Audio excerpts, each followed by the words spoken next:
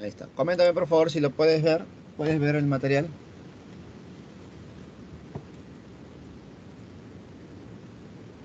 Profesor, Sí, excelente.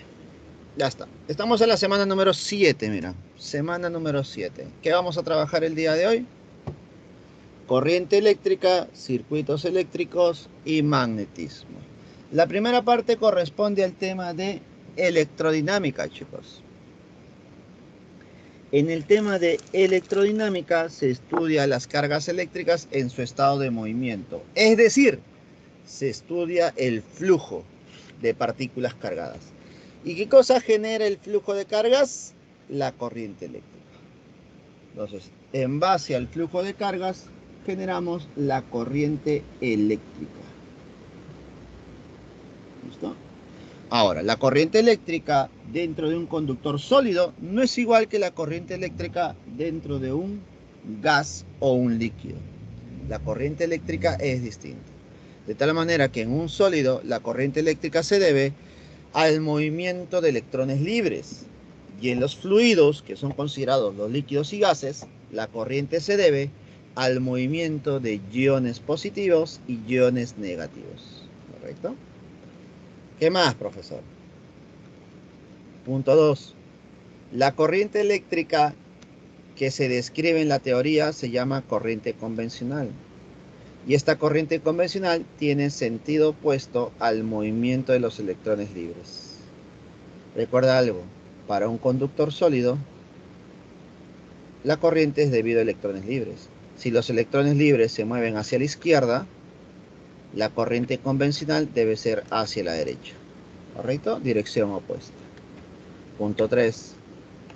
La corriente eléctrica que se estudia aquí se llama corriente continua o también llamada corriente directa. ¿Por qué? Porque las cargas siempre fluyen de mayor a menor potencia. La carga va a fluir de mayor a menor potencia. ¿Listo? Y el sentido de la corriente no cambia con el tiempo. Listo. Ahora, si es de la corriente eléctrica, ¿cómo yo cuantifico? ¿Cómo calculo el valor de esta corriente?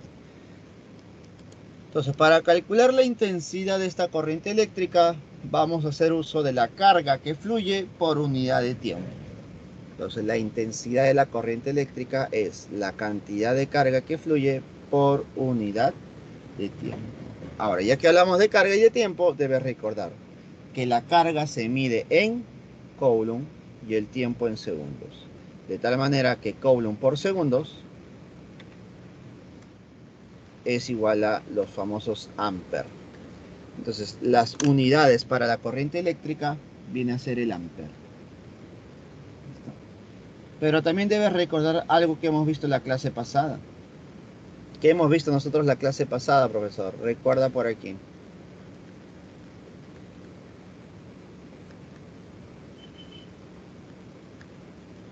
Recuerda.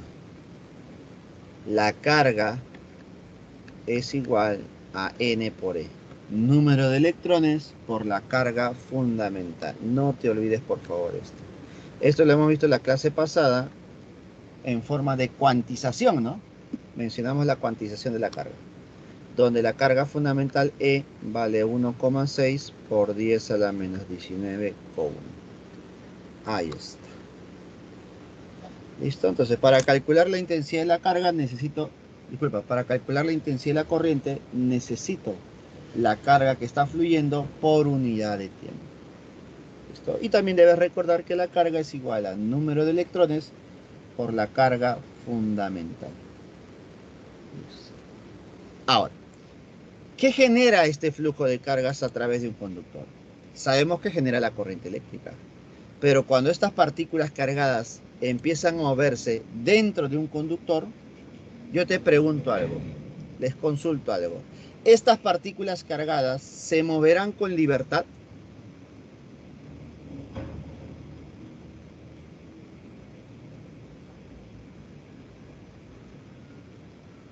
A ver, yo te pregunto, ¿estas partículas cargadas se moverán con libertad, chicos?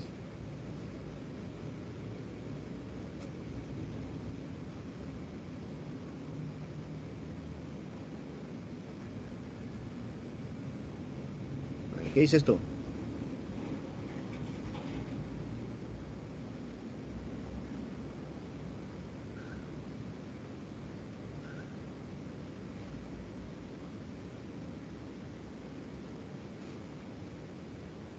A ver, ¿estas partículas cargadas se moverán con libertad dentro del conductor? No. Cuando estas partículas cargadas empiezan a moverse dentro del conductor, el conductor genera una oposición al flujo de cargas. A esa oposición al flujo de cargas se le conoce como resistencia eléctrica. Por lo tanto, todo cuerpo conductor o cualquier cuerpo en realidad genera una oposición. Cuando esa oposición es muy pequeña, normalmente eso ocurre con los materiales metálicos, los cuales son buenos conductores de electricidad. Pero cuando la oposición es muy, pero muy grande, eso normalmente ocurre con los materiales aislantes, ¿no? Los aislantes. ¿Listo? Que no son buenos conductores de la electricidad, ¿correcto?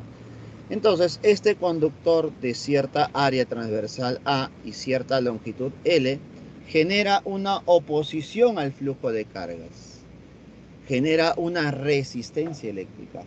Esa resistencia eléctrica generada se calcula en base al material, que viene a ser la resistibilidad, en base a la longitud y en base al área. Entonces la resistencia eléctrica es igual a resistibilidad por la longitud dividido entre el área transversal. Y no te olvides que esa resistibilidad depende de quién, depende del material, depende del material, ¿correcto? Entonces, debido al flujo de carga se genera corriente eléctrica y obviamente el conductor genera una oposición llamada resistencia eléctrica. Estas dos cantidades están relacionadas a través de la famosa ley de Ohm. Entonces, la ley de Ohm lo que hace es relacionar la corriente, la resistencia, con una diferencia de potencial. Y se va a cumplir que la diferencia de potencial es igual al producto de la corriente por la resistencia. ¿Correcto, chicos? Entonces, ahí tenemos nuestra ley de Ohm. La diferencia de potencial es igual a I por R. Listo. Ahora, no solamente se genera eso, chicos, sino que cuando las partículas cargadas se mueven a través de un conductor, debido a esa oposición, el conductor genera liberación de energía en forma de calor. El conductor libera energía en forma de calor. ¿Listo? Y ese calor liberado lo podemos calcular nosotros. ¿A través de quién? A través de la potencia eléctrica. ¿Qué es la potencia eléctrica? La potencia nos indica la rapidez con la que la energía eléctrica se transforma en calor u otra forma de energía. Entonces la potencia nos indica cómo se está transformando esta energía eléctrica en calor.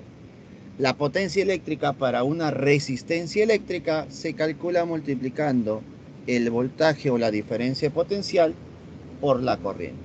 ¿Correcto? Entonces la potencia eléctrica es voltaje por corriente, chicos. Voltaje por corriente. Pero también debes recordar que hace un momento hemos visto la famosa ley de Ohm. Entonces, profesor, ¿qué se va a cumplir? Si yo uno la potencia y la ley de Ohm, se van a generar otras formas de calcular la potencia. Entonces, la potencia no solamente se calcula como voltaje por corriente, sino que también se calcula como corriente al cuadrado por la resistencia, o voltaje al cuadrado sobre la resistencia. Dos formas adicionales para calcular la potencia eléctrica. A esto le puedo agregar el concepto genérico de la potencia. Recuerda que la potencia es igual a la cantidad de calor que se libera por unidad de tiempo. Creo que algo similar hemos visto nosotros en el tema de trabajo y energía, ¿no? Cuando vimos potencia mecánica. Pero en ese instante, para nosotros la potencia mecánica era trabajo sobre tiempo. ¿Listo? Pero recuerda que el trabajo, la energía y el calor están prácticamente ligados. Si la potencia es calor por unidad de tiempo, dime, si yo despejo el calor liberado será igual a la potencia multiplicada por el tiempo. Potencia por el tiempo me da el calor liberado, chicos.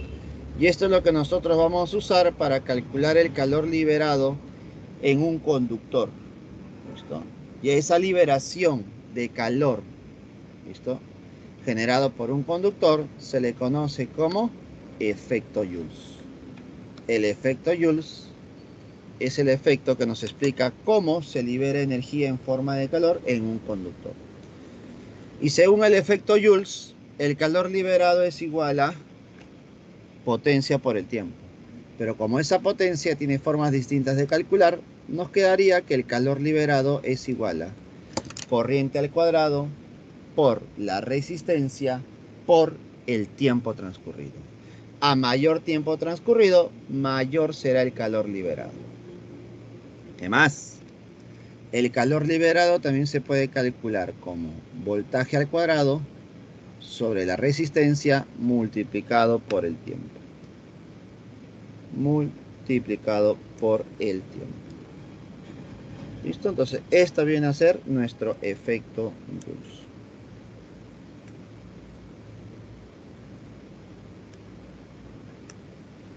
¿Alguna consulta, chicos? Coméntame, por favor.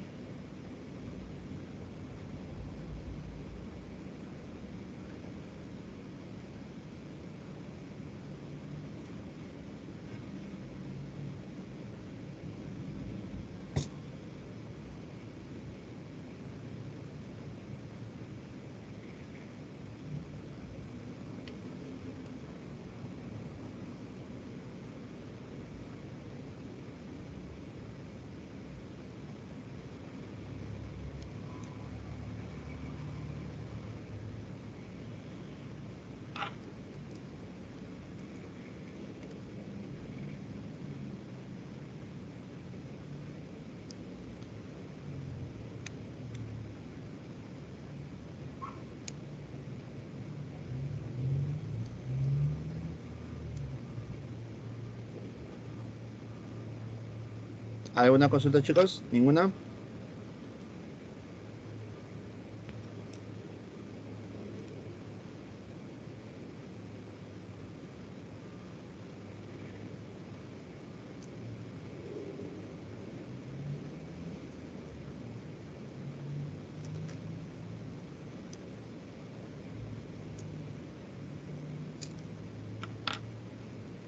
¿Ninguna, chicos? ¿Todo claro entonces?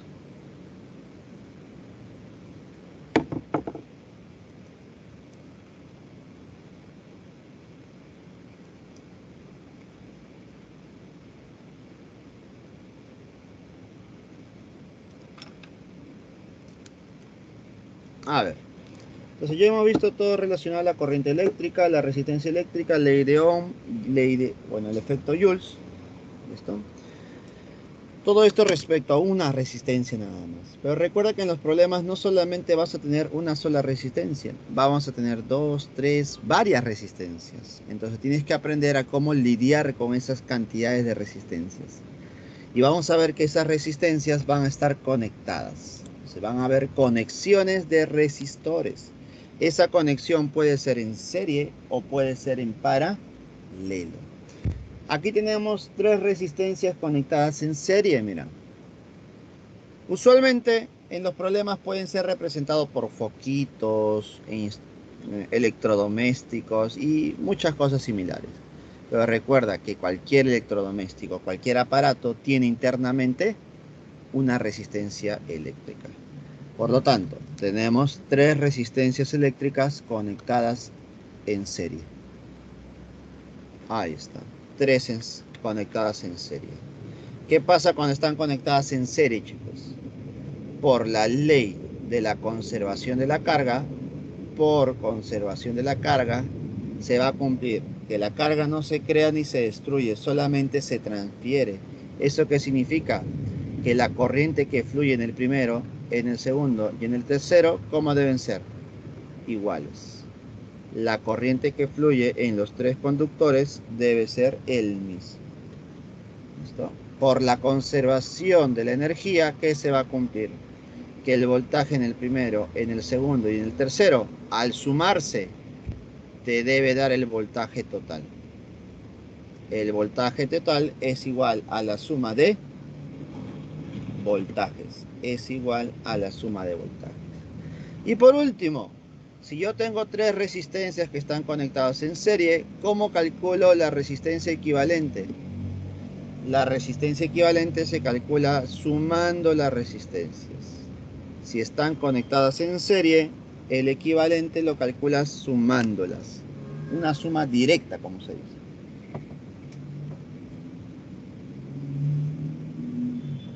Entonces, resistencia equivalente es igual a la suma de resistencias. Suma de resistencias. ¿Correcto? Ahora, no solamente tenemos conexiones de resistencias en serie, sino también tenemos en paralelo. ¿Qué pasa cuando están conectadas en paralelo? Mira, acá están las tres. 1, 2, 3, conectadas en paralelo. Cuando están conectadas en paralelo, cada una de ellas comparten dos puntos. Por ejemplo, la resistencia 3 está conectada a estos dos puntos, A y B. ¿Listo? A y B. ¿Listo? Y me doy cuenta que la resistencia 2 también están conectadas a A y a B. Entonces, R3 y R2. Ambos están conectados a los mismos puntos. Y R1 también. Están conectadas a A y a B. Por lo tanto, podemos decir que los tres están conectados en paralelo porque están conectados a los mismos puntos.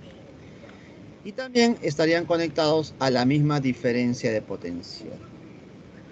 Por ese motivo, debido a la conservación de la energía, la diferencia potencial para los tres, ¿cómo debe ser?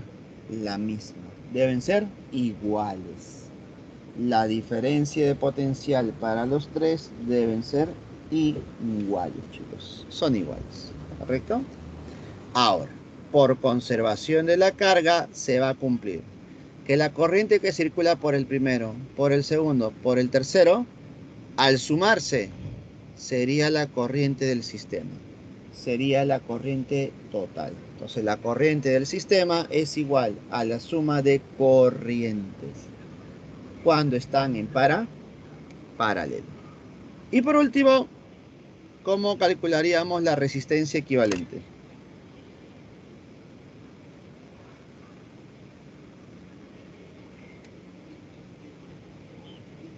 ¿Cómo se calcula la resistencia equivalente cuando están conectadas en paralelo?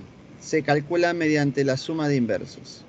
La inversa del equivalente es igual a la inversa del primero más la inversa del segundo más la inversa del tercero. Entonces, mediante la suma de inversas, tú vas a calcular la resistencia equivalente. Listo, chicos. ¿Alguna consulta hasta el momento? Coméntame.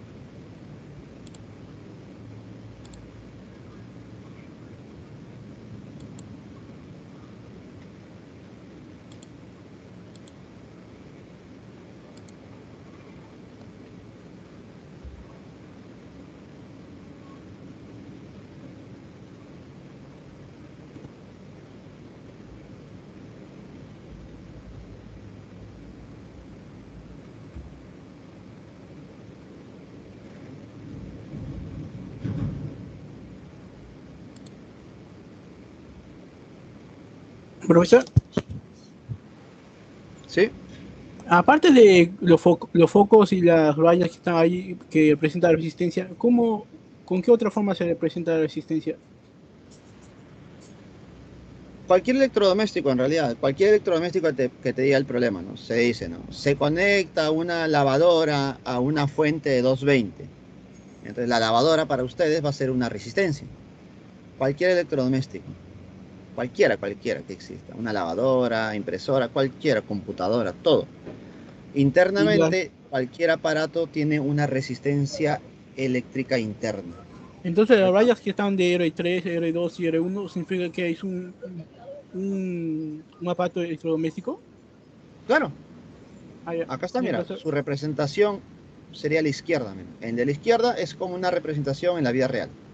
Y la derecha es el esquema. ok, profesor, gracias.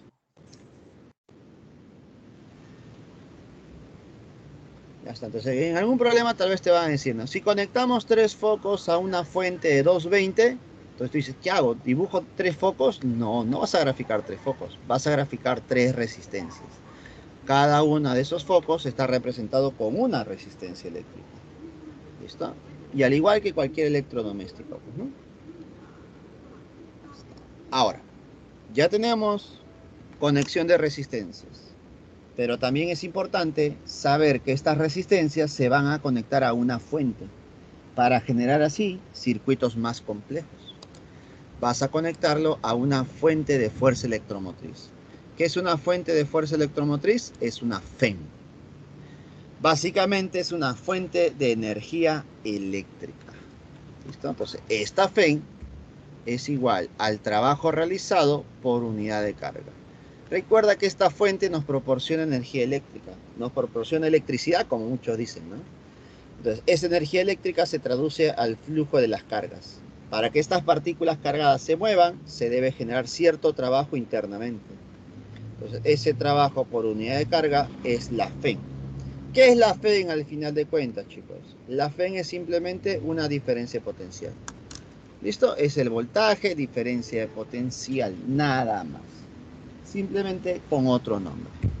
¿Listo? Entonces nosotros vamos a tener varios resistores conectados a varias FEMs. Entonces los circuitos más complejos necesitan de aparatos adicionales para poder analizar. Entre esos aparatos nosotros tenemos a los medidores eléctricos, como el amperímetro y el voltímetro. ¿Qué hace el amperímetro, profe? El amperímetro mide la intensidad de la corriente eléctrica. ¿Listo? Y este amperímetro se conecta en serie a una resistencia. Si es un amperímetro ideal, se considera que su resistencia eléctrica es cero. ¿Listo? Y mide exactamente la intensidad de la corriente. ¿Correcto, chicos? Entonces, para un amperímetro ideal, la resistencia eléctrica interna es cero y mide exactamente la corriente del circuito. En cambio, un voltímetro, como su nombre lo dice, creo yo, mide la diferencia potencial, mide el voltaje entre dos puntos. Este voltímetro se debe conectar en paralelo. ¿Listo? Al ser un voltímetro ideal, se considera que su resistencia eléctrica interna debe ser muy grande, es decir, infinita. Al ser muy grande, a través del voltímetro no circula corriente eléctrica. ¿Listo? Y eso permite medir de forma correcta la diferencia de potencial entre esos dos puntos.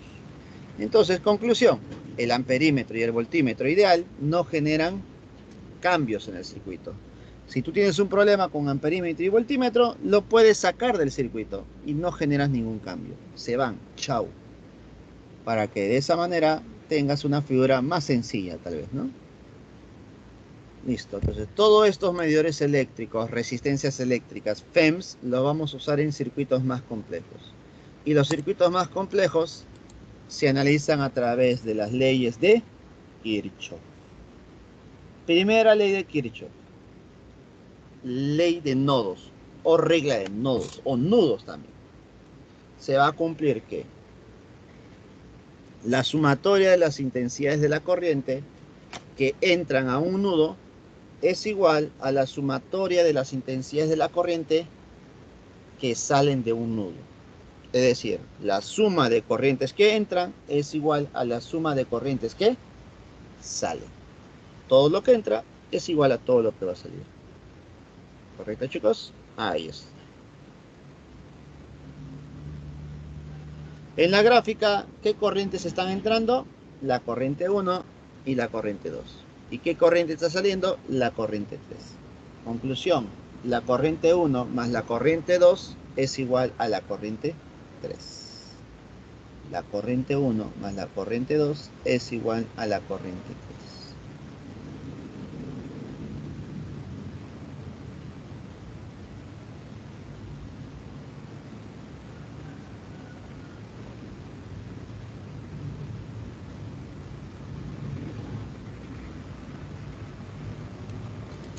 Segunda ley de Kirchhoff, ley de mallas. ¿Qué me dice la ley de mallas?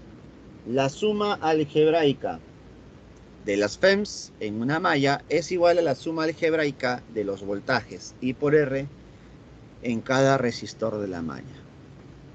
¿Correcto? Ahí está. Esto, para poder entender un poco mejor, deberíamos hacer o ver los problemas. En los problemas se va a entender mejor, chicos, ¿ya? No te preocupes. Hay un problemita donde se aplica la ley de mallas. Ahí va a quedar más claro el tema de los signos y cómo se aplica todo lo demás. ¿Correcto? Entonces nosotros vamos a aplicar las dos leyes de Kirchhoff para poder analizar circuitos más completos. ¿Listos? ¿Alguna consulta, chicos, hasta el momento? Para pasar a la segunda parte de la teoría.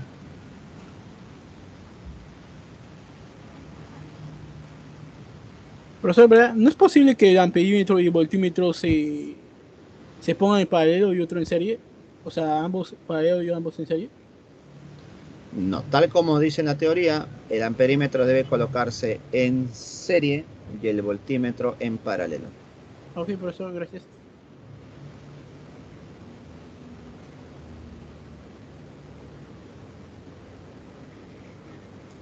Vamos, segunda parte de la teoría, magnetismo. ¿Qué estudiamos en el magnetismo? El magnetismo estudia los imanes y sus interacciones. Imanes y las interacciones. ¿Listo? ¿Y qué es un imán, chicos?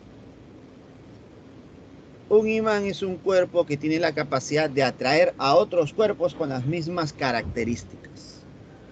¿Listo? De tal manera que tenemos un imán con el cual se tienen dos polos. Todos los imanes, escucha bien, ¿eh? Todos los imanes tienen dos polos. ¿Listo? El polo norte magnético y el polo sur magnético. Y entre estos polos se genera la ley de los polos, que creo que la gran mayoría ya conoce. ¿Qué pasa cuando interactúan dos polos del mismo nombre? Se van a repeler. ¿Qué pasa cuando interactúan dos polos de nombres distintos? Se van a atraer. De tal manera que polo norte con polo norte se repelen, polo sur con polo sur se repelen y polo norte con polo sur se atraen. A esta interacción de atracción o de repulsión la podemos asociar con una fuerza. Si hay atracción o hay repulsión es porque hay fuerza magnética. Y la pregunta es, ¿cómo dos cuerpos se pueden atraer o se pueden repeler sin que exista un contacto entre ellos? Sin que exista un contacto entre ellos ya se está generando una fuerza. Entonces, ¿cómo es posible eso? Entonces, la explicación puede ser la siguiente, ¿no? La interacción entre estos dos cuerpos magnéticos es a través del campo magnético. Los cuerpos interactúan a través del campo magnético. A través del campo magnético. Ahí está. Por lo tanto, siempre que tengamos un imán, vamos a tener un campo magnético. ¿Y qué se va a cumplir? A ver, observación. Las líneas de inducción magnética son líneas cerradas y continuas. Las líneas de campo magnético deben ser cerradas y continuas. Observación 2. Por convenio, escucha bien, por convenio, las líneas de fuerza o líneas de campo son líneas magnéticas que salen de polo norte e ingresan a polo sur. Salen de polo norte e ingresan a polo sur.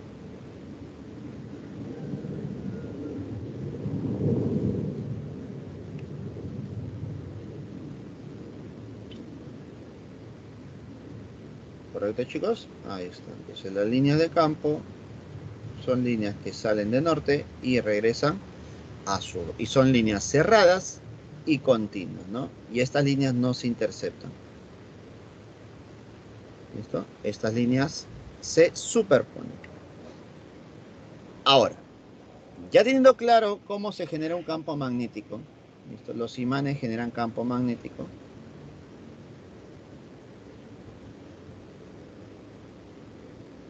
¿Listo? vamos a darnos cuenta que no solamente los imanes que uno conoce en forma de piedra o mineral generan campo magnético, sino que existen otros cuerpos que pueden generar campo magnético, que vienen a ser los electroimanes, que son imanes artificiales.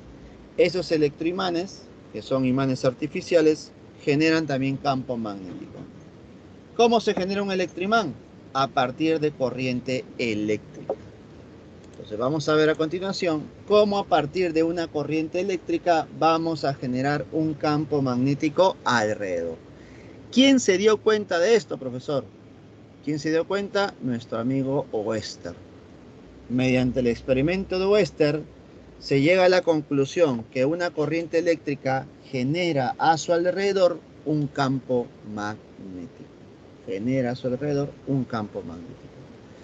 Por lo tanto, cuando yo tengo una corriente eléctrica y alrededor debe haber líneas de inducción, líneas de campo magnético dando vuelta.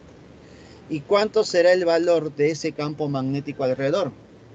El campo magnético es igual a mu sub 0 por la corriente eléctrica dividido entre 2pi por r, donde r viene a ser la distancia. R sería la distancia del punto donde quieras calcular el campo hacia el conductor. ¿Listo? Pero no solamente importa, profesor, calcular el valor, pues. No solamente importa el valor, chicos, sino que también importa la dirección. Es sumamente importante la dirección, chicos, la dirección. ¿Y cuál sería la dirección de un campo magnético? ¿O cómo determino yo la dirección de un campo magnético? La dirección del campo lo vamos a obtener a partir de la regla de la mano derecha. A partir de la regla de la mano derecha obtendremos la dirección del campo. Observa cómo está la manito ahí, chicos. Observen, por favor. Ahí ustedes mismos practiquen. Tienes tu mano derecha, chicos. Profe, soy zurdo. No, no, no. Mano derecha. Pones tu mano derecha como si fueras a colocar un like. Ahí está, like. ¿Listo? Tienes el dedo gordito que va a apuntar en la misma dirección que la corriente eléctrica. Y luego tenemos los otros 4 deditos que representan el campo magnético, que estaría envolviendo a la corriente. Entonces, el dedo gordito es la corriente y los otros cuadros envuelven a esa corriente. ¿Listo? Entonces tenemos por aquí la regla de la mano derecha. Dedo gordito en la misma dirección que la corriente y los otros 4 dedos envuelven. ¿Correcto, chicos? Ya está. Algunas observaciones. Observación número 1. La dirección del campo magnético en un punto de la línea de inducción se representa con un vector tangente. Mira, tú puedes graficar toda la vuelta o puedes graficar solamente en un punto. Y si tú graficas en un punto, lo graficarías como si fuera un vector. Un vector tangente a la trayectoria circular. ¿Correcto? La cual debe ser perpendicular a la distancia. La cual debe ser perpendicular a la distancia R. ¿Qué más? Observación número 2. La corriente eléctrica y el campo magnético no están en el mismo plano.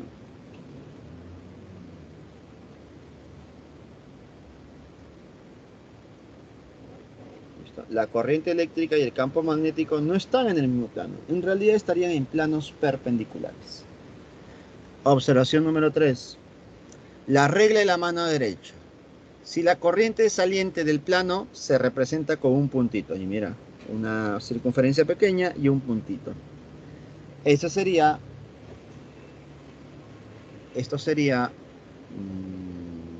una corriente saliente. Una corriente saliente. Y el campo magnético estaría en sentido antihorario.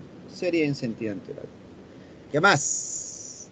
Si la corriente es entrante, se representa con un aspita. Corriente entrante, un aspita. Y el campo magnético sería en sentido horario. Sería en sentido horario. Listo. Entonces acá tenemos la corriente saliente, la corriente entrante. Con la regla de la mano derecha se verifica todo esto. Pues ahí tienen para practicar, chicos, la aplicación de la regla de la mano derecha. Ya sea para corriente entrante, para corriente saliente, o para una corriente que va hacia arriba o va hacia abajo. ¿Correcto? Tengan en cuenta eso, por favor. ¿Qué más, profesor?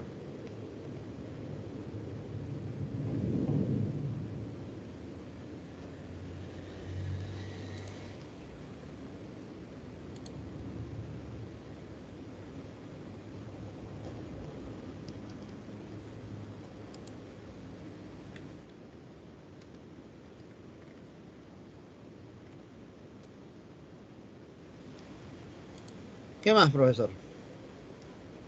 A ver. Si esto se genera para una corriente rectilínea, ¿qué va a pasar cuando tengamos una corriente circular?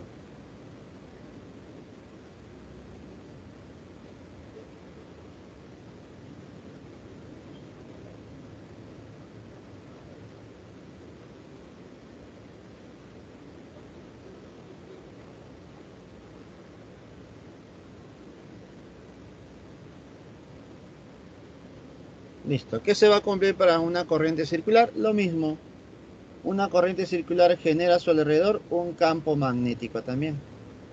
Una corriente circular genera a su alrededor un campo magnético. Solamente que el campo magnético, para graficarlo, sería un poco más tedioso, más complicado. Esto más o menos sería así, ¿no? Ahí está.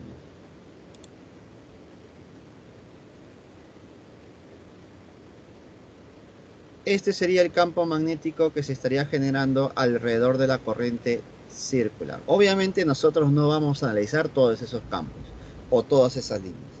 Nosotros nos vamos a guiar solamente del campo magnético máximo, el de mayor intensidad, que es el que está en el centro de la trayectoria circular.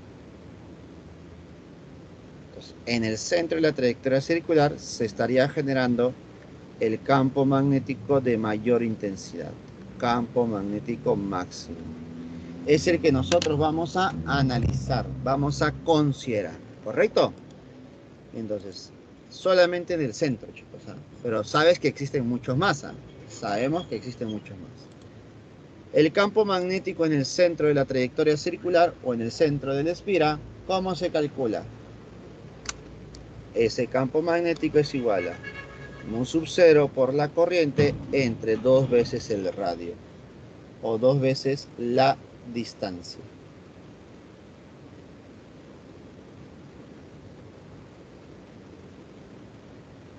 ¿Listo? Entonces, de esa manera tú vas a calcular el campo magnético central o en el centro de la espira. ¿Correcto? Profesor, ¿y cómo yo determino la dirección de ese campo magnético, no? Porque para este caso sería hacia arriba el campo. Pero en general, ¿cómo determino yo la dirección del campo magnético? Usando nuevamente la regla de la mano derecha.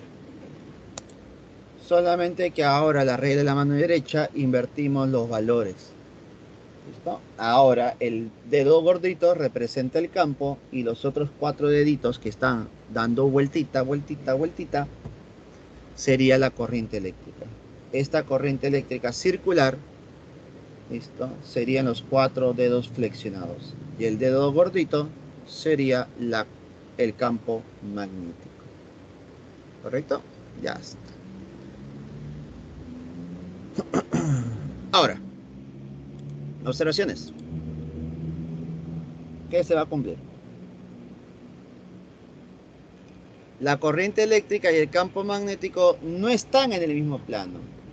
Es decir, están en planos perpendiculares. No te olvides, por favor. Además, según la regla de la mano derecha, si la corriente circula en sentido antihorario, el campo magnético es saliente. ¿Listo? Y se representa con un puntito. Se representa con un puntito. ¿Listo? Y si la corriente circula en sentido horario, como ves en la parte derecha, el campo magnético sería entrante. Sería entrante.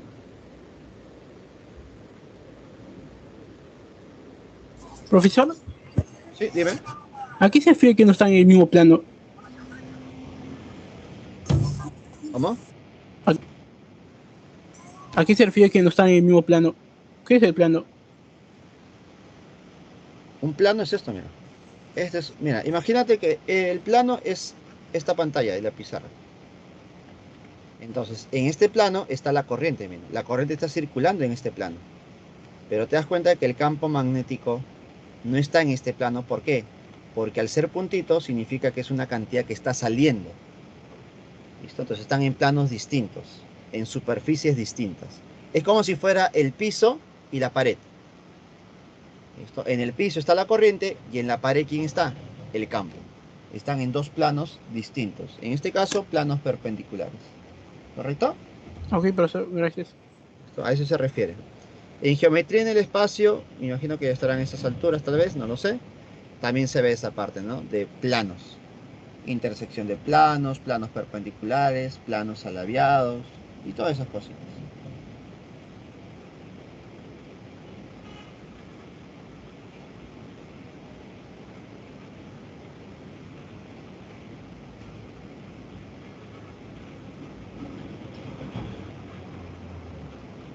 ¿Listo? Ya está. Ahora, esto se cumple para una corriente circular completa. Pero ¿qué pasaría si en algún problema no me dan una corriente circular completa, sino solamente una parte, una sección, un segmento? Un segmento de corriente circular, también conocido como sector circular, pues, ¿no?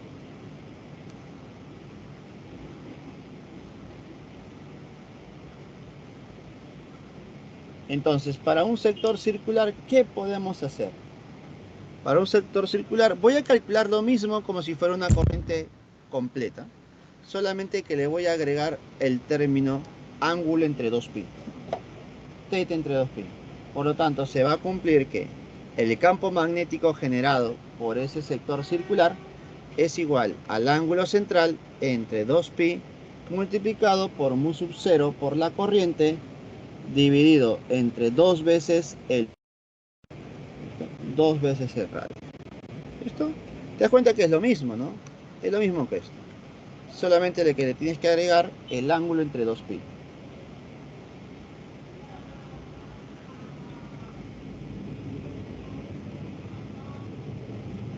¿Listo? Ya está. ¿Alguna consulta, chicos, sobre todo esto? Para pasar a la última parte de la teoría del día de hoy. Coméntame, por favor.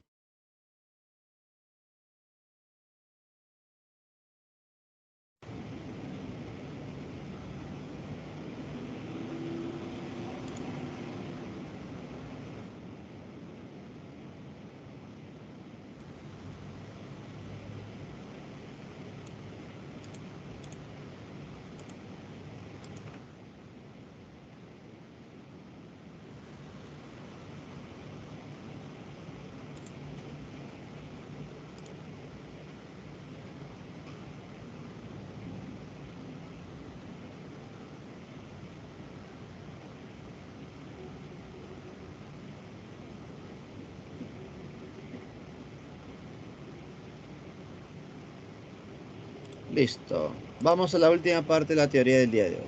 Ya hemos visto cómo se genera un campo magnético, ya sea por imanes, ya sea por espiras, ya sea por corrientes rectilíneas. Listo, ya tenemos cómo generar el campo. Ahora vamos a analizar interacción de un campo con una partícula cargada. De tal manera que cuando una partícula cargada ingresa a un campo magnético, se genera una fuerza magnética. ¿Listo? Fuerza magnética. Entonces ponemos por aquí, fuerza magnética sobre una partícula cargada. Fuerza magnética sobre una partícula cargada. ¿Listo? La partícula cargada puede ser positiva o puede ser negativa. ¿Listo? Observa la figura, por favor. Ahí observa que están dos planos, ¿cierto? Mira, ahí se observa claramente los dos planos. En un plano va a estar la velocidad y el campo, mira. En un plano está la velocidad y el campo. Nos damos cuenta que la velocidad forma un ángulo θ con el campo. ¿Listo? La velocidad forma un ángulo θ con el campo. ¿Listo? De tal manera que siempre que exista una partícula cargada moviéndose dentro de un campo magnético, ¿qué se va a generar? Se va a generar una fuerza magnética sobre la partícula. Entonces, sobre esta partícula cargada se va a generar una fuerza magnética. ¿Cómo se calcula esa fuerza magnética? ¿Cuál es el valor? El valor de la fuerza magnética es igual al producto de la carga por la rapidez por el campo, multiplicado por el seno del ángulo, multiplicado por el seno del ángulo, también conocido como quiero ver buenos sentimientos. Quiero ver buenos sentimientos. Carga, rapidez por campo, chicos. Ya está. Pero no solamente importa calcular el valor, también es muy importante calcular la dirección. ¿Cuál será la dirección de esta fuerza magnética? Para determinar la dirección de la fuerza magnética, vamos a usar la regla de la mano derecha. Solamente que el uso de la regla de la mano derecha no es similar al caso anterior, es distinto. Date cuenta que ahora colocamos una palma. Colocas tu mano en forma de palma, de tal manera que los 4 deditos extendidos representa el campo magnético. El dedito gordito representa la velocidad. Y saliendo de la palma tendríamos la fuerza magnética. Usando esta regla de la mano derecha, tú vas a poder graficar. Vas a poder graficar la fuerza magnética sobre una partícula cargada. De manera práctica, lo que podemos hacer es lo siguiente. Para cargas positivas, usas la mano derecha. Pero para cargas negativas, vas a usar la mano izquierda. ¿Listo? Para cargas positivas, derecha. Para negativas, la izquierda. ¿Listo, chicos?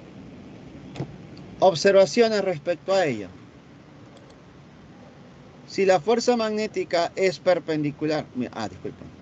Observación. La fuerza magnética es perpendicular al plano donde se encuentra la velocidad y el campo. Eso creo que lo podemos observar aquí, ¿no? Entre la velocidad y el campo se forma un plano. Y la fuerza magnética debe estar en otro plano, el cual es perpendicular. ¿Listo? Entonces ahí los dos planos son perpendiculares. ¿Qué más, pues? Si la velocidad y el campo son mutuamente perpendiculares, entre la velocidad y el campo se forman 90 grados, se va a cumplir que la fuerza magnética sobre la partícula es máxima. Esa fuerza magnética máxima se calcula como carga, rapidez por campo.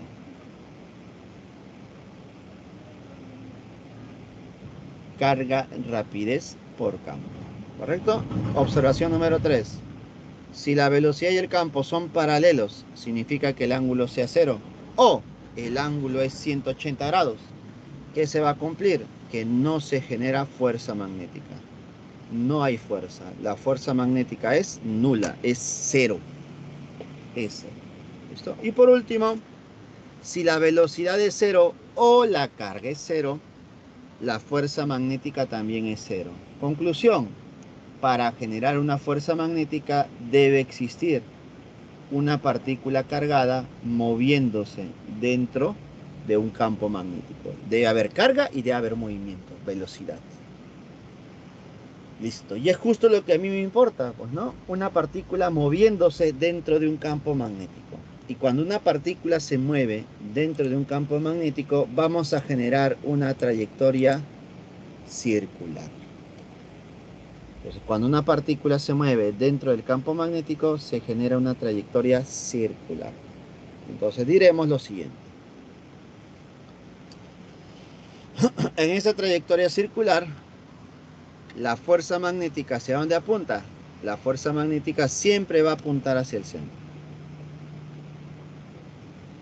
Si la fuerza magnética apunta hacia el centro, podemos decir que esa fuerza magnética se está comportando como fuerza centrípeta. Y tú sabes que la fuerza magnética se calcula como carga, rapidez por campo.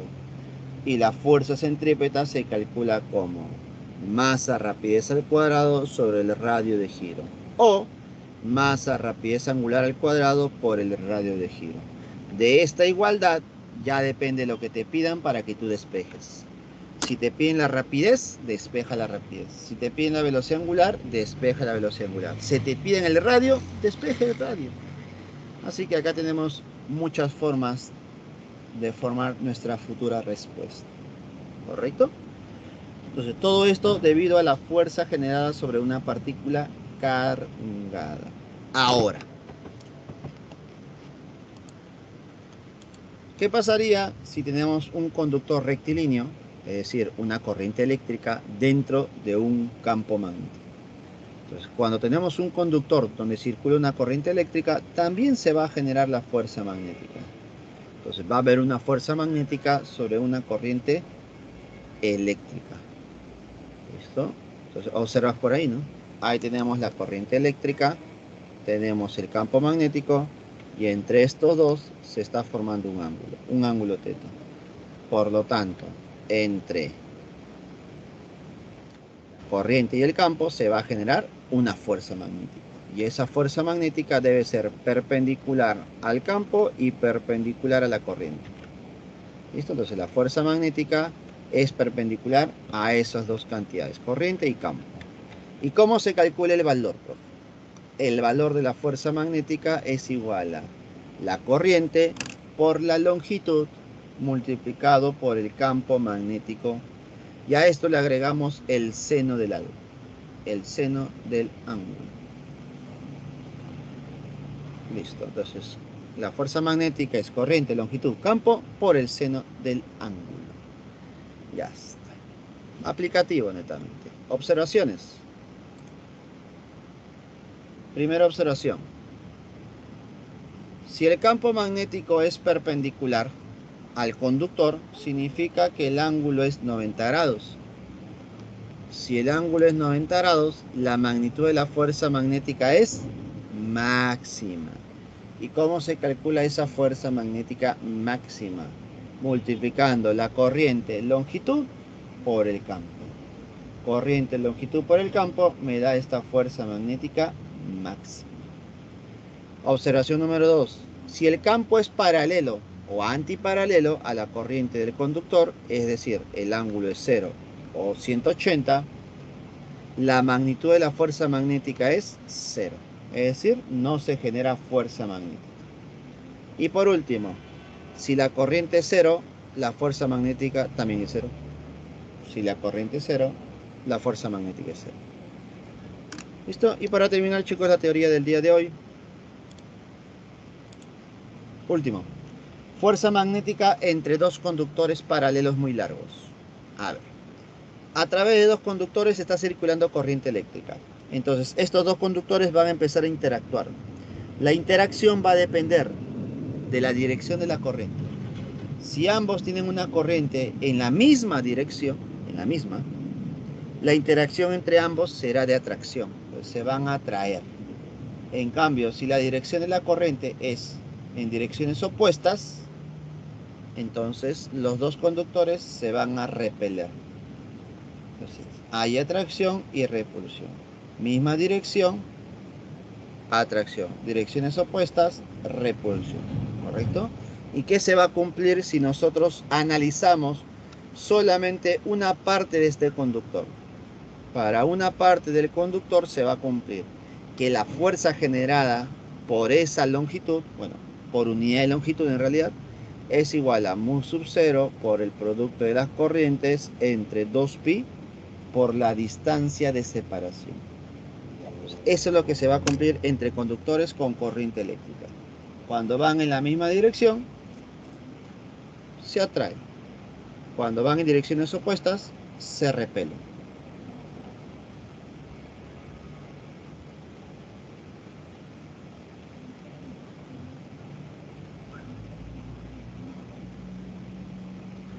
Listo, chicos, ¿alguna consulta? Coméntenme por favor para comenzar con los problemas de esta semana.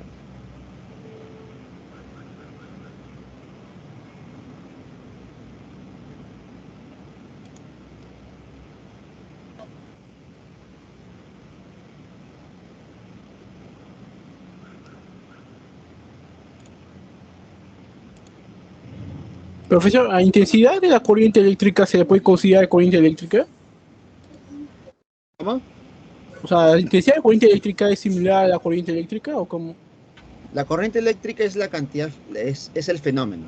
La corriente eléctrica es el fenómeno, pero cuando tú calculas el valor, ahí le llamamos intensidad, pues, ¿no?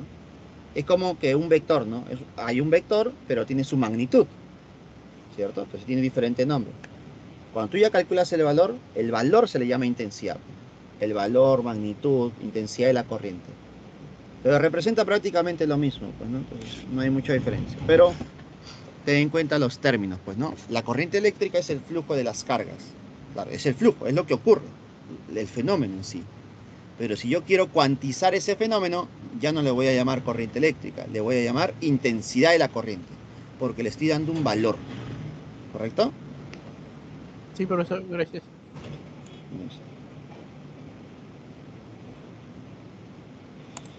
Por lo tanto, comencemos con las preguntas de esta semana número 7.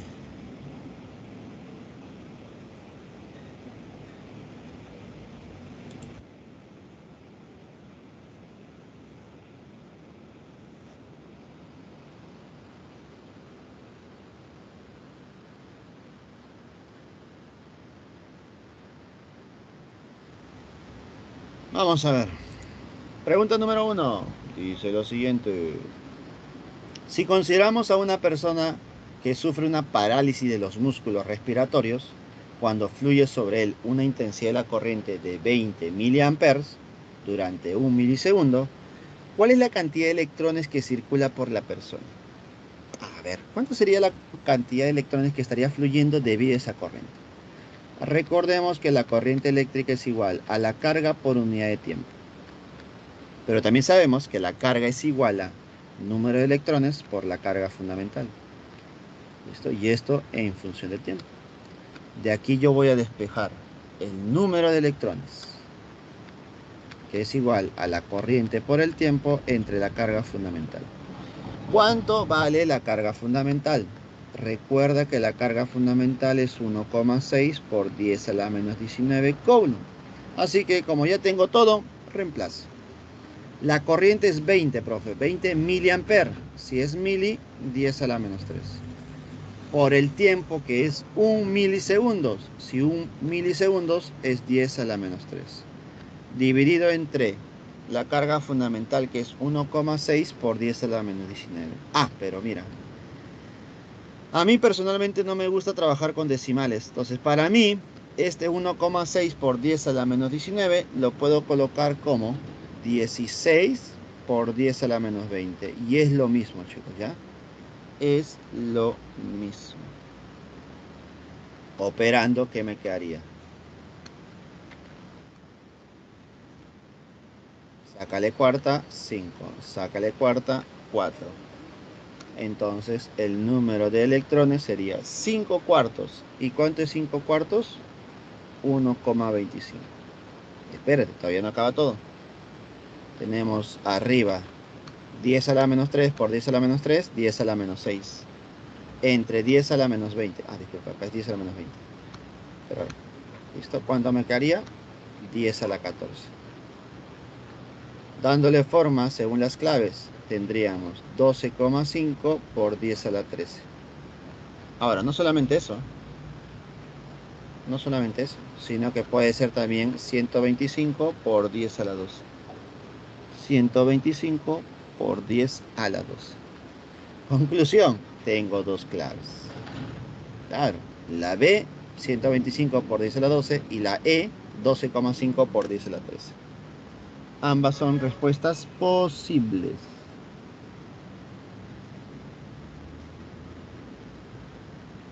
¿Alguna consulta?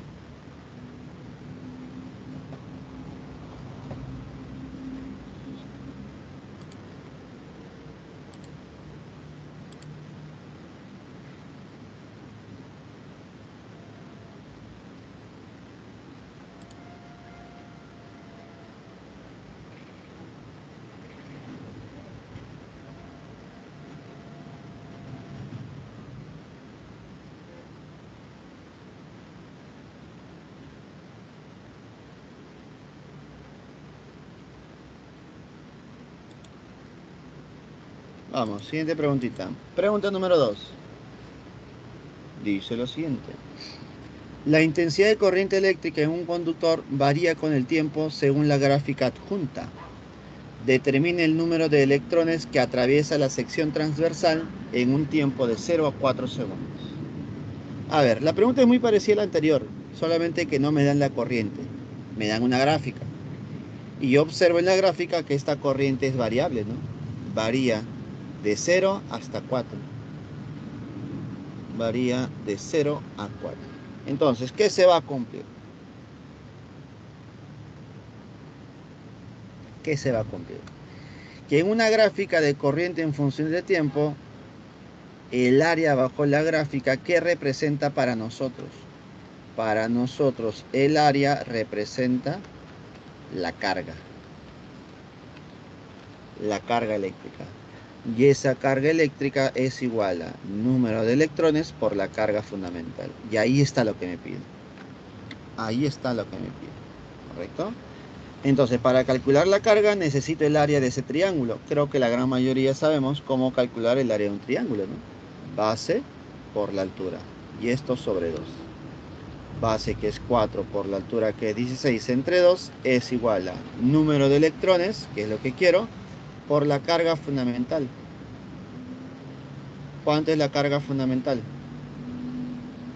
¿Listo? 16 por 10 a la menos 20.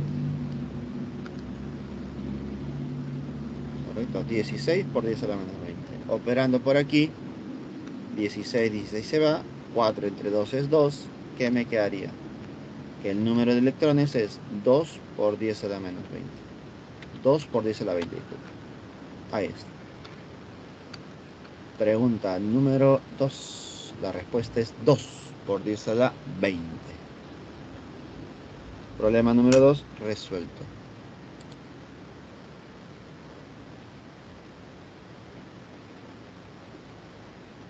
¿Alguna consulta, chicos? Comenten, por favor.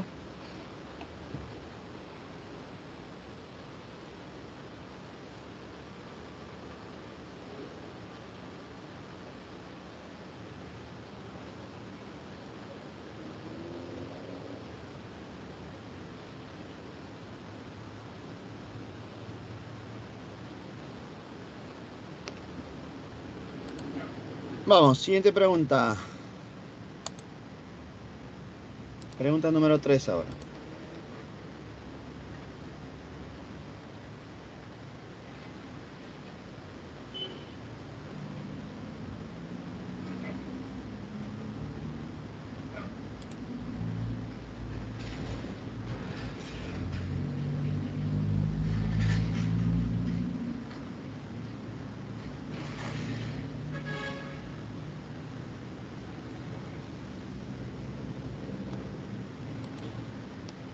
Pregunta número 3. Dice lo siguiente. Se muestra dos conductores de modo que la resistencia eléctrica del conductor es de 40 ohms. Determine la resistencia eléctrica del conductor 2, la cual representa la cuarta parte de su área transversal, la mitad de su resistibilidad eléctrica, pero el doble de su longitud. Caso 1, caso 2. A ver, en el caso 1 tengo un conductor de área A, de cierta longitud L, y cierto material con resistibilidad ρ. Entonces, para este caso, la resistencia eléctrica 1 sería igual a resistibilidad, la longitud entre área. Y según el problema, esto vale 40. Para el conductor 2, ¿qué me están diciendo? El área se reduce. ¿A cuánto se reduce? Se reduce a la cuarta parte.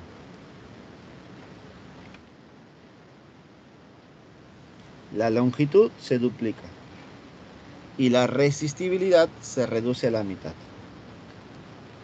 Por lo tanto, la resistencia eléctrica 2 sería igual a su resistibilidad, que es ρ medio, por la longitud, que es 2L, entre el área, que es A sobre 4.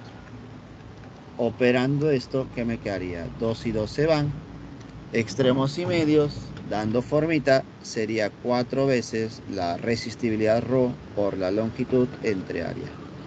Y justo esto, ahí está, mira, esto. ¿Cuánto vale? Vale 40. vale 40.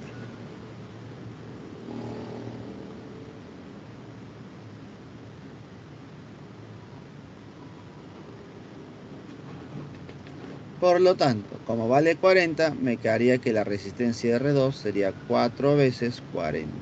Y eso saldría 160 ohms. Problema número 3.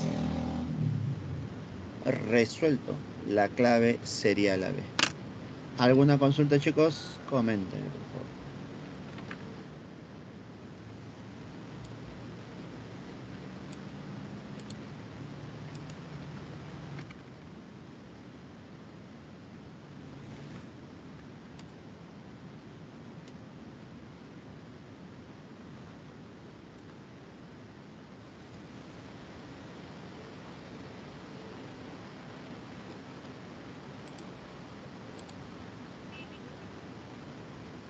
Vamos, pregunta número 4 ahora.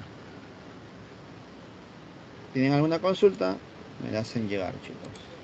No se olviden.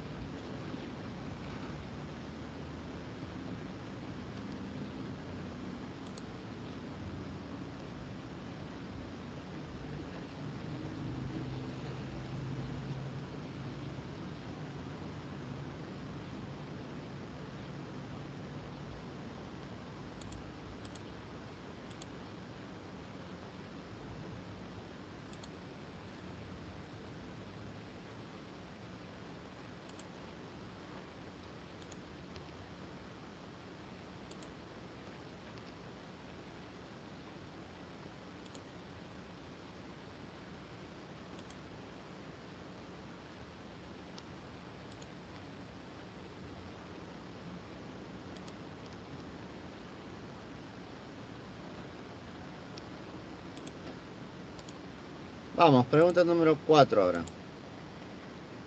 Pregunta 4 dice lo siguiente. Determine la resistencia equivalente entre A y B del grupo de resistores conectados como se ilustra en el gráfico. A ver, debo calcular la resistencia equivalente, es decir, encontrar un valor que representa a todos. ¿Y eso cómo se hace, profe? Reduciendo. Vas a tener que reducir las resistencias, buscando quiénes están en serie y quiénes están en paralelo. Y creo que noto claramente que hay algunos que están en serie y otros en paralelo, ¿sí o no? ¿Quiénes están en serie, profe? A ver, observemos. Yo noto que los dos de arriba están en serie. Si los dos de arriba están en serie, ¿cómo se calcula el equivalente? La resistencia equivalente, vamos a ponerle resistencia equivalente 1, para dos resistencias en serie se calcula mediante la suma R1 más R2, es decir, 10 más 10. Y esto vale 20. Entonces mi primer resultado va a ser 20. Ya he reducido 2 en uno solo. ¿Correcto? Luego tenemos a estas dos resistencias que están conectadas en paralelo. Si están conectadas en paralelo, ¿cómo se calcula el equivalente? Si están conectadas en paralelo, se va a cumplir que la inversa de la resistencia equivalente, vamos a ponerle 2, es igual a la inversa del 24 más la inversa de 12. ¿Listo? Homogenizando. Homogenizando, ¿qué tendríamos? Por 2 por 2. Y esto sería igual a 3 entre 24. Conclusión. La resistencia equivalente 2 vale 8. Ya tengo mi segundo valor. Ahora me falta el tercero, mira. El tercero está bajito, mira, bajito. ¿Qué se va a cumplir para estas tres resistencias que están conectadas en paralelo? Al estar conectadas en paralelo, el equivalente, ¿cómo se calcula? Mediante la suma de inversas. La inversa de la resistencia equivalente 3 es igual a la inversa de 30 más la inversa de 30 más la inversa de 30. ¿Y eso cuántas veces? Eso 3 veces. Eso 3 veces. Es decir, por 3. Conclusión, ¿cuánto sería la resistencia equivalente 3? Sería solamente 10. Por lo tanto, tengo el primer valor, el segundo valor y el tercer valor. Y me quedaría la siguiente forma, mira. Una resistencia, dos resistencias y tres resistencias. La primera resistencia sería 20, la segunda es 8 y la tercera es 10. ¿Y cómo estarán conectados estos tres? Estarán conectados en serie. Los tres están conectados en serie. De tal manera que la resistencia equivalente total sería la suma de esos tres. Y eso sería igual a 38. 38. Problema número 4 resuelto. La respuesta sería la C. Casita. ¿Alguna consulta, chicos? Comenten.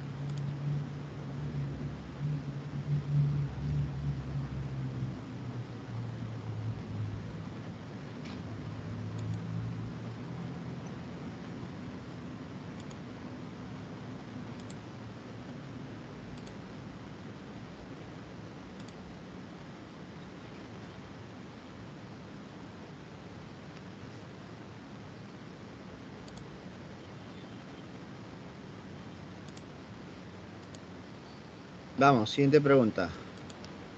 Pregunta número 5. Dice lo siguiente. Un resistor conectado a una fuente de voltaje V sub 0 soporta una corriente eléctrica de 1 ampere. ¿Ya? Si el voltaje de la fuente se incrementa en 80, la intensidad de la corriente en el resistor aumenta en 5. Ok. Determine la resistencia eléctrica del resistor. A ver. Creo que este es un problema de casos, ¿no? Caso 1 y caso 2. Vamos a ver. Caso 1. Caso 2. Tenemos una resistencia. Para los dos casos se trata de la misma resistencia. Esto, una resistencia R, otra resistencia R. Conectadas a una fuente de voltaje. En el primer caso V sub 0 y en el segundo caso te dicen que ha aumentado en 80. No que ahora es 80, aumentó en 80. Entonces es V sub 0 más 80. Para el primer caso, la corriente que circula sería una corriente de 1 ampere. Y para el segundo caso sería una corriente de 5 amperes. Por lo tanto, ¿qué se cumple para un circuito básico de una resistencia, un voltaje y una corriente? Se cumple la ley de Ohm. Según la ley de Ohm, la diferencia potencial es igual a I por R. Para el primer caso, ¿cuánto es la diferencia potencial? ¿Cuánto es el voltaje?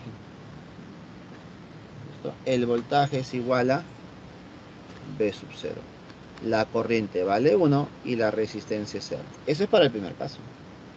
Para el segundo caso, ¿qué se está cumpliendo? El voltaje es V sub 0 más 80. La corriente vale 5 y la resistencia vale R. ¿Listo? Conclusión, este voltaje V sub 0, ¿cuánto vale? R. Reemplazando. V sub 0 es igual a R más 80, igual a 5R. ¿Cuánto vale R entonces?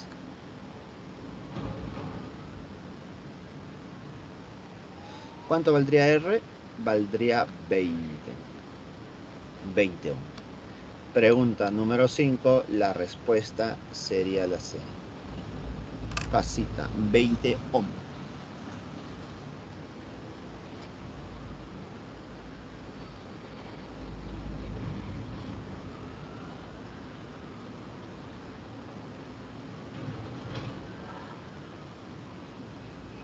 Hay 5, porque aumenta en 5. ¿Cómo? ¿Me estás hablando? Oh, sí, profesor. Dime. Dice ahí en el resistor aumenta en 5. A ver, tienes que leer completo. No puedes leer por partes. Recuerda que es toda una línea. Tienes que entender el completo, no solamente una parte. No te dice que el resistor aumente en 5. Te dice que la corriente, la intensidad de la corriente en el resistor aumenta en 5. Ah, aumenta en 5. Significa que no es 5, sino es 6, ¿cierto? Sí, profesor, eso me refiero. Ah, ya. Pensé que te referías a que la resistencia aumenta en 5. Ya está, efectivamente. Su amigo, su compañero se dio cuenta de eso. Excelente. Y entonces cambiaría por aquí, ¿no? Esa corriente ahora sería 6. ¿Listo? Aumenta en 5. Gracias. Ahí está. La misma lógica para el voltaje, pues, ¿no? Aumentaba en 80, aquí aumenta en 5. Por lo tanto, mi resistencia, bueno, mi formulita cambiaría solamente en esta parte, ¿no? Voltaje V sub 0 más 80 igual a la corriente que vale 6 por R. Y esto saldría R más 80 es igual a 6R. ¿Cuánto valdría R ahora? A ver, este R pasa a restar al 6R, sería 5R. 5 divide 80 sería 10 y 16. 16 son. Listo, gracias. Problema número 5, la respuesta sería la B, chicos. La B. ¿Alguna consulta? Coméntame, por favor.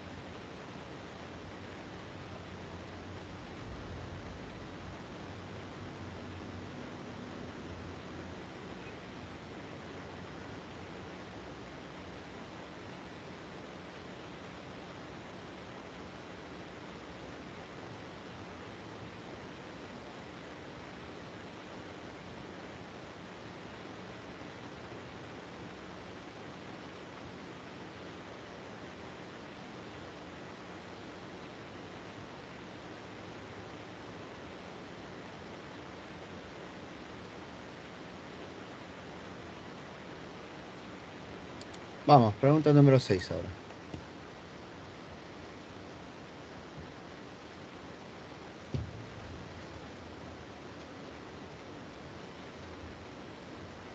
Dice lo siguiente. Los distintos aparatos electrónicos, como los celulares, las calculadoras o las computadoras, requieren de circuitos eléctricos para su funcionamiento.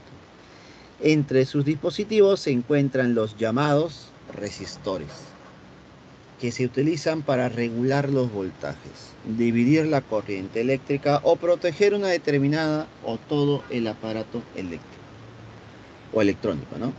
La figura muestra el esquema de un circuito. Si se sabe que a través del resistor 2R circula una intensidad de corriente de 1 amper, ¿qué magnitud tiene el resistor equivalente del circuito? Debo calcular la resistencia equivalente del circuito. A ver. Entonces, lo que me dicen que es que a través de la resistencia de 2R está circulando una corriente. ¿Listo? A ver, ¿qué se va a cumplir? Para poder analizar, voy a agarrar esa parte del circuito y lo voy a analizar aparte. Tenemos por aquí 2R de resistencia y un R de resistencia. Por la parte superior circula una corriente de 1 amper. Por la parte inferior, ¿qué corriente circulará? ¿Cuánto será la corriente que circula en la parte inferior? Para eso debes recordar, como estas dos resistencias están en paralelo, están conectadas a la misma diferencia de potencial. Por lo tanto, se va a cumplir que el producto de la corriente por la resistencia debes dar el mismo resultado. Entonces, si arriba me da un valor de 2R por 1, abajo me debe dar el mismo valor. Para que me dé el mismo valor, la corriente debe ser 2 amperes, pues, ¿no? 2 amperes. ¿Correcto?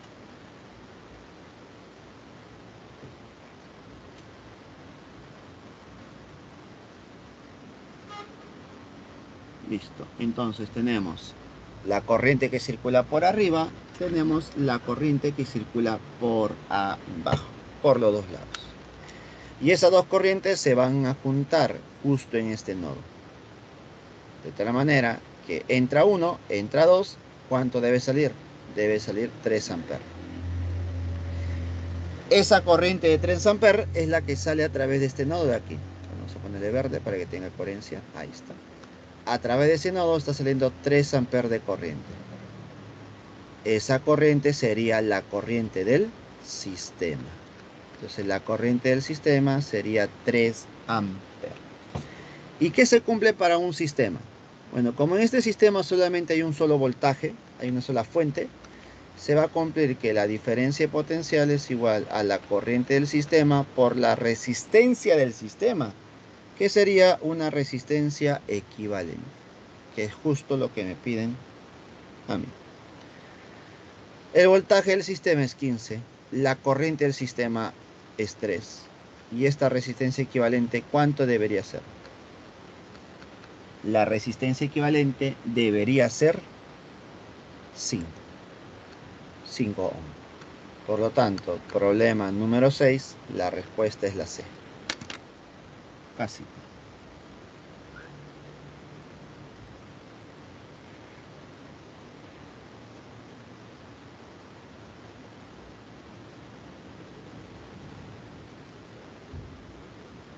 ¿Alguna consulta o duda, chicos? Coméntame, por favor.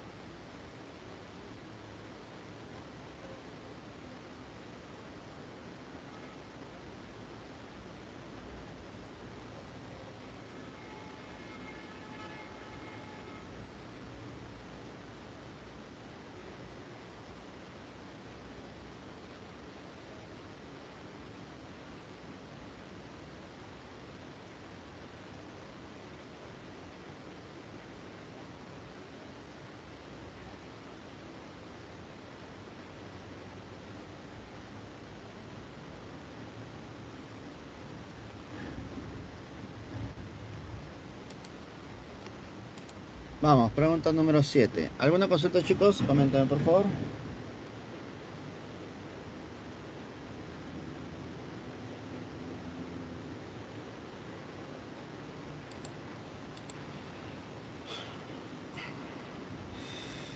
Pregunta 7, dice lo siguiente.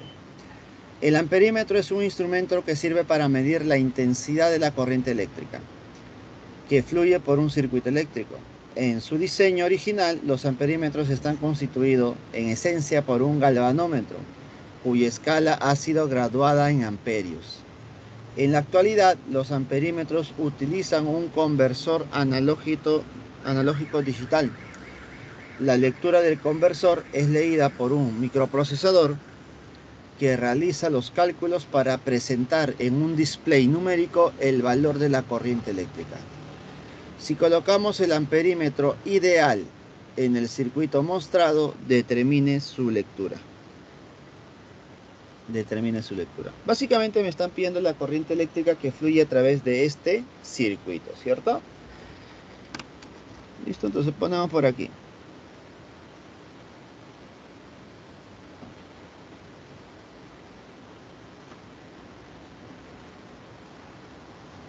Entonces ponemos por aquí. Para este circuito voy a aplicar la ley de mallas.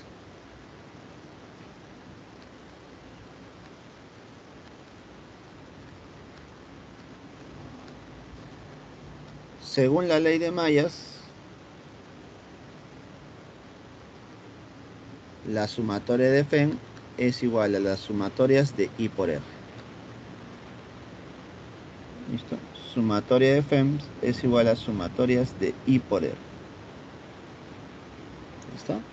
Para poder hacer estas sumatorias debemos considerar una dirección de la corriente.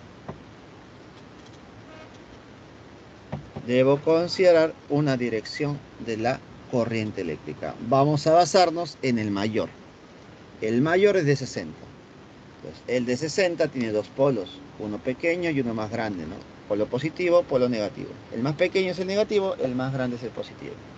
En base a estos dos polos, tú sabes que la corriente eléctrica va de menos a más. Si la corriente eléctrica va de menos a más, entonces la corriente es en sentido antihorario. Bueno, horario, disculpen, en sentido horario.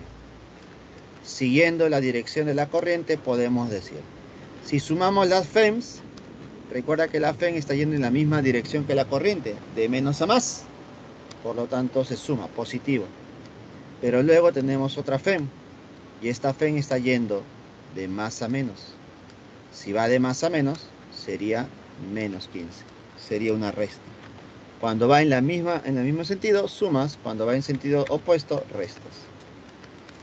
Luego tenemos el producto de la resistencia por la corriente, que sería 5 veces 5.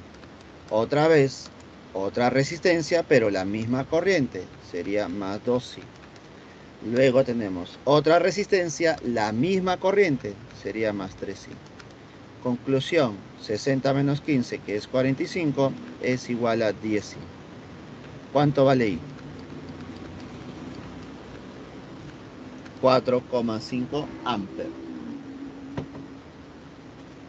La corriente eléctrica sería 4,5 amperes, chicos. Problema número 7 resuelto. ¿Alguna consulta? Coméntame, por favor.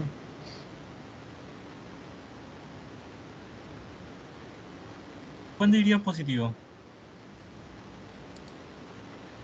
¿Cuándo es positivo la FEM? Sí. Es positivo cuando la corriente va de menos a más. Por eso es 60 positivo y el 15 es negativo, porque está yendo de más a menos. Pero ¿cuándo el 15 podría ser positivo? ¿Cómo? ¿Cuándo el 15 podría ser positivo? Cuando iría de menos a más. Pues.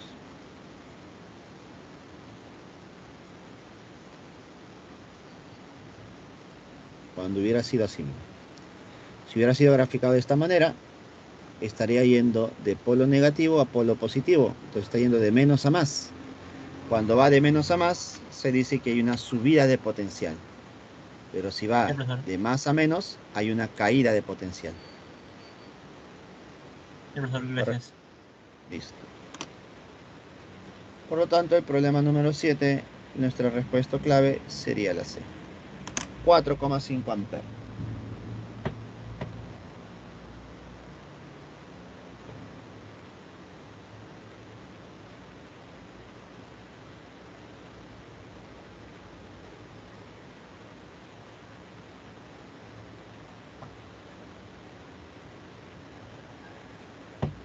Vamos, pregunta número 8.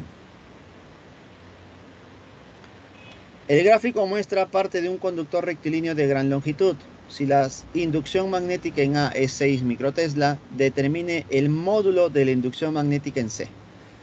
A ver, creo que el problema está directo. ¿Cómo se calcula el campo magnético en un punto? Mu sub 0, la corriente entre 2pi por R. Recuerda que R es la distancia. Entonces, a mí me piden analizar A y C, pues, ¿no? Sabiendo que en A vale 6 microtesla. Entonces, campo magnético en A sería mu sub 0 por la corriente I entre 2pi por la distancia. ¿Y cuánto es la distancia? L propio. Y según el problema, esto tiene un valor de 6 microtesla. Ahora vamos a analizar el punto C. En el punto C, el campo en C sería mu sub 0 por la corriente entre 2pi por la distancia. ¿Y cuánto es la distancia, profe? 3L. Si yo doy forma, me quedaría 1/3 de mu sub 0 la corriente entre 2pi por L. Doy forma para poder formar, en realidad, la estructura que tengo arriba. Mu sub 0 por corriente entre 2pi por L vale 6 microteslas. Por lo tanto, el campo magnético en el punto C o inducción magnética en el punto C es igual a 1/3 de 6 microteslas. Y esto tendría un valor de 2 microteslas. Pregunta número 8, resuelve. La clave, la B. Pregunta número 8, termina. Vamos con la 9. La 9, vamos a aplicar lo mismo, creo. Algo parecido. Pregunta número 9. Dice lo siguiente. Se muestra la sección transversal de dos conductores rectilíneos de gran longitud y por el cual circula corrientes eléctricas de intensidades de 1 amper, de 4 amperes y de 1 amper. Determine el módulo de la inducción magnética en el punto A. Cuando te hablan de inducción magnética te están hablando del campo magnético, pues, ¿no? Entonces, ¿yo cómo grafico el campo magnético en el punto A? Recordemos que cada uno de esos conductores genera su propio campo. Campo magnético 1, campo magnético 2. Esos dos campos deben estar en A.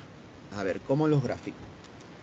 Para la primera corriente, esta corriente es saliente. Si la corriente es saliente, entonces el campo magnético es en sentido antihorario. ¿Por qué, profe? Por la regla de la mano derecha. Aplicas la regla de la mano derecha y el campo magnético es en sentido antihorario. Profesor, pero yo quiero el campo magnético en el punto A. A ver, sigue la trayectoria, sigue la trayectoria, sigue la trayectoria. En el punto A, ese campo magnético, ¿hacia dónde apunta? Hacia arriba, profe. Por lo tanto, en el punto A, el campo magnético es hacia arriba. Para la corriente 2, ¿cómo es el campo magnético? Bueno, la corriente es entrante. Si la corriente es entrante, el campo magnético es horario. Y si el campo magnético es horario, mira cómo es el campo en el punto A. Gira, gira. Y en el punto A, ¿cómo será el campo magnético? Hacia arriba también. El campo magnético 2 va hacia arriba. Si el campo magnético 1 va hacia arriba, el campo magnético 2 va hacia arriba, entonces, ¿cómo yo calculo la resultante? Sumando. Siempre que tengan la misma dirección, tú vas a sumar. Si tienen direcciones opuestas, vas a restar.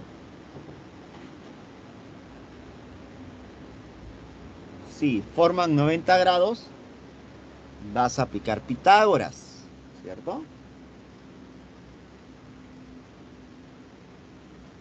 Por lo tanto, en este caso, yo voy a hacer una suma de campos. Voy a calcular el campo 1 y voy a calcular el campo 2. ¿Cómo se calcula el campo 1 y el campo 2? De la misma manera que calculamos en el problema anterior.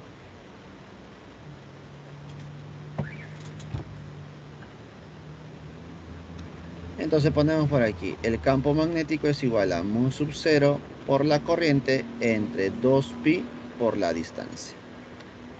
Esto lo voy a aplicar para ambos casos.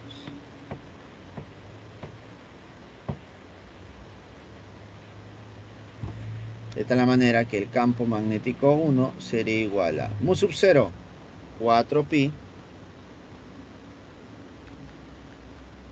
por 10 a la menos 7. ¿Por cuánto?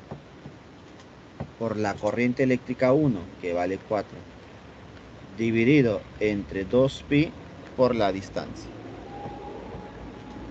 ¿Cuánto sería la distancia?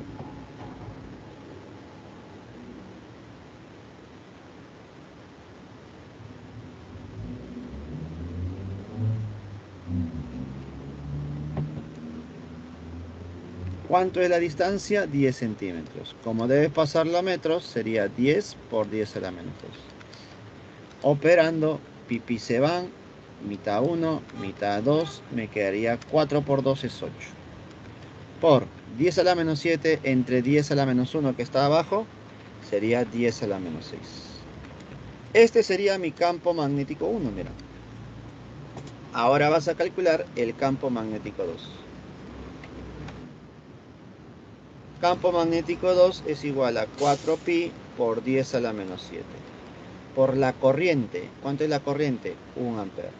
Dividido entre 2pi por la distancia, que es 10 centímetros. 10 por 10 a la menos 2.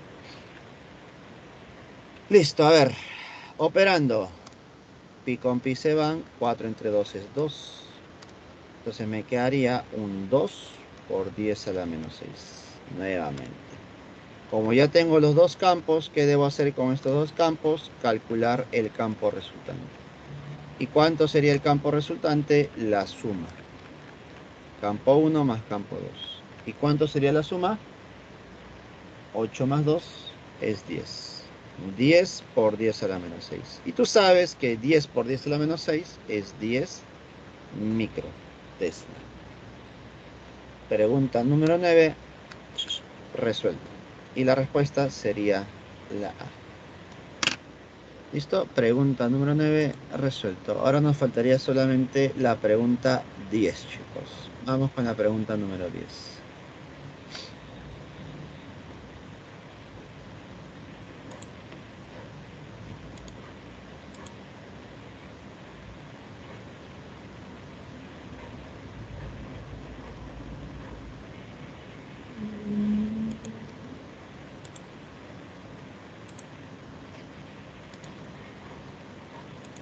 Vamos, última pregunta.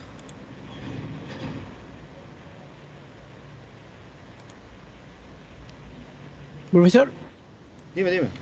digo, sale en la anterior pregunta sale 10 microtesla porque A está al medio o como, ¿Cómo? o sea, ¿por qué sale 10 microtesla? Por el 10 a la menos 6. Así ya sé, pero digo, ¿y si A estuviera en otro lugar, cambiaría la respuesta o no? Claro. Este en otro lugar obviamente cambia los campos porque cambian las distancias.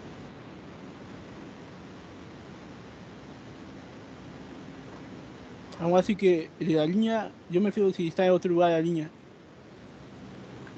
¿Cómo? De la línea. Si está, por Si ejemplo, un estuviera poco por más a la acá, izquierda, un poco más a la derecha, claro, si cambiaría la está en respuesta. este punto, obviamente la distancia 1 es diferente a la distancia 2.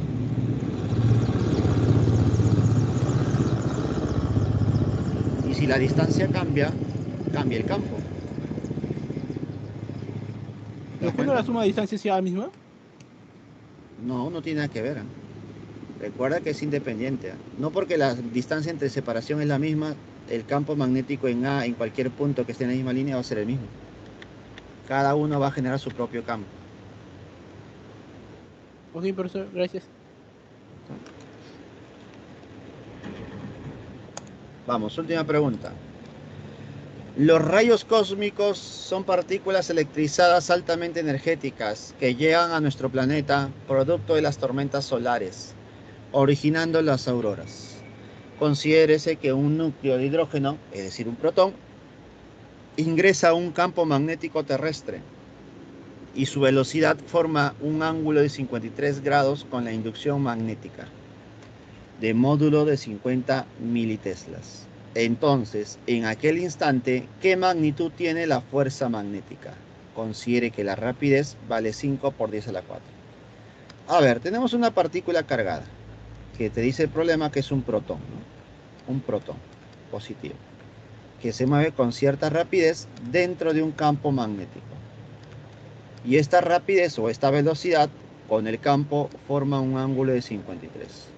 Entonces, cuando hay una partícula cargada dentro de un campo magnético, ¿qué se va a generar? Una fuerza magnética. ¿Cómo se calcula la fuerza magnética?